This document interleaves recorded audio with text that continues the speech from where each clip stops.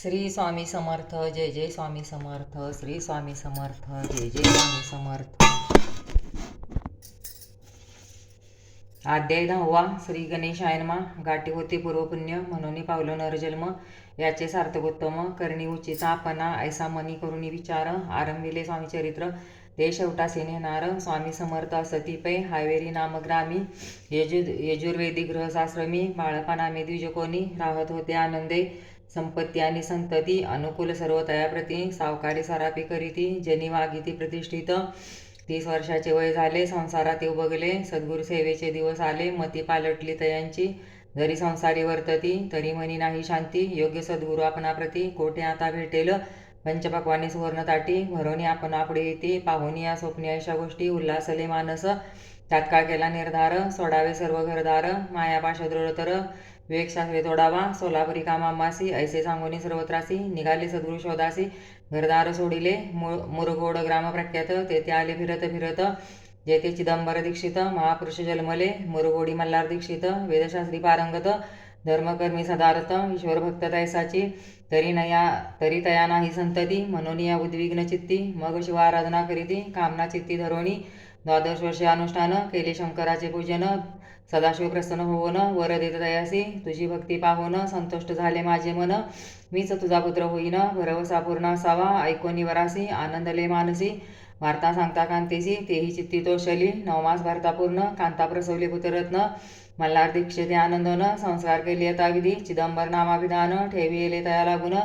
शुक्ल पक्षी यशस्वी समान बाळ वाढू लागले. पुढे केले मौजी बंधन, वेदशास्त्री झाले निपुण. निघंटू शिक्षा व्याकरण त्यावर ग्रंथ पडविले. एकदा यजमानांचे घरी व्रत होते गजगौरी. चिदंबर तया अवसरी पूजे लागी आणिले. प्राणप्रतिष्ठा मंत्र म्हणता गजाशी प्राणी येऊनी तत्वता. तो चालू लागला हे पाहता विस्मित झाले यजमान. ऐशा लीला अपार दाखवी ती चिदंबर. प्रत्यक्ष जय का शंकर जगुद्धारार्थ अवतरले. असो पुढे प्रौढपणी यज्ञ केला दीक्षितांनी. सर्व सामग्री मिळवूनी द्रव्य बहुत खर्चिले. तया समय एके दिनी ब्राह्मण बसले भोजनी. तूप गेले सर्वनी दीक्षिता ते समजले. जले भरले होते घट तयासी लावित अमृतहस्त. ते घृत झाले समस्त आश्चर्य करीती सर्वजन.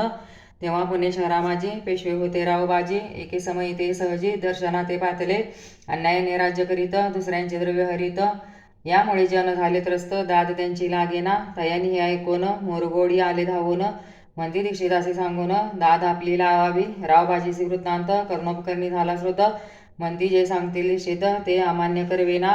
मग दीक्षितांचे निरोप पाठविला. आम्ही येतो दर्शनाला, परी आपण आम्हाला त्वरित निरोप देईजे. ऐसे सांगता दीक्षिताप्रती तयावेळी काय बोलती. आता पालटली तुझी मती, त्वरित मागसी निरोप.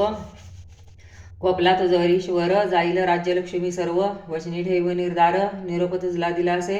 सिद्धवाक्य सत्य झाले रावबाजीचे राज्य गेले. ब्रह्मवर्ती राहिले परतंत्र जन्मवरी. एके समय अक्कलकोटी दीक्षितांच्या निघाल्या गोष्टी. तेव्हा बोलले स्वामी येती आम्ही त्याते जाणतो. यज्ञ समारंभाच्या अवसरी आम्ही होतो त्यांचे घरी. तूप वाढण्याची कामगिरी आम्हाकडे दैव होती. महासिद्ध दीक्षित त्यांचे वर्णिले अल्पवृत. मुरगोडी बाळपायत पुण्यस्थान जाणोनी. तेथे ऐकला वृत्तांत अक्कलकोटी स्वामी समर्थ. भक्तजन तारणार्थ यती रूपे प्रकटले. इति श्री स्वामी चरित्र सारामृत. नाना प्राकृत कथा संमत. सदा परिसुत प्रेमळ भक्त. 10वा अध्याय गोड हा. श्री स्वामी राजार्पणमस्तु. शुभम भवतु श्रीरस्तु.